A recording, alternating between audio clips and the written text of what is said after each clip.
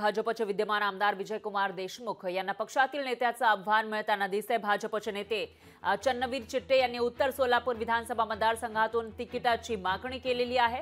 उत्तर सोलापूर विधानसभा मतदारसंघात लोकांना बदल हवाय असं ते म्हणतात। लोकांकडून प्रतिसाद आहे म्हणून पक्षाकडे तिकिटाची मागणी केल्याचंही त्यांनी सांगितलंय। भाजपचे नेते चन्नवीर चिट्टे यांनी ही माहिती दिलेली आहे। तर भाजपचे नेते चन्नवीर चिट्टे यांच्याशी संवाद साधला आपले प्रतिनिधी वसीम अत्तार यांनी।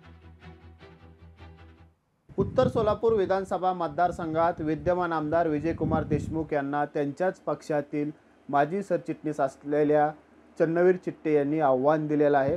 आपल्यासोबत चिट्टे आहेत।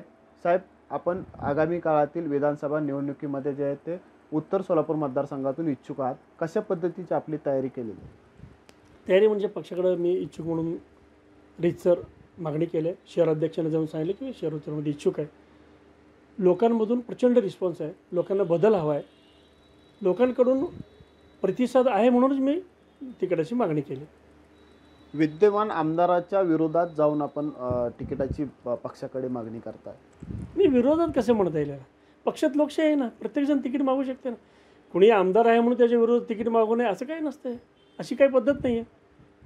मुळात असं आहे, लोकांचीच मागणी आहे की आता बदल हवा आहे, लोकांना चेहरा बदल हवा आहे, कामाच्या पद्धतीत बदल हवा आहे। लोकांकडून तसा प्रतिसाद आहे म्हणून माझ्यासारखे एक सामान्य कार्यकर्त्यांनी तिकिटाची मागणी केली।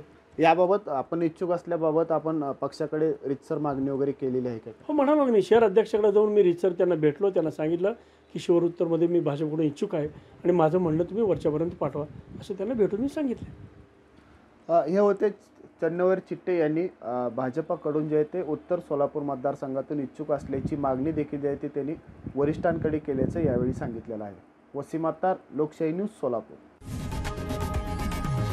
लोकशाही मराठी ऐका, पहा, जागरूक रहा।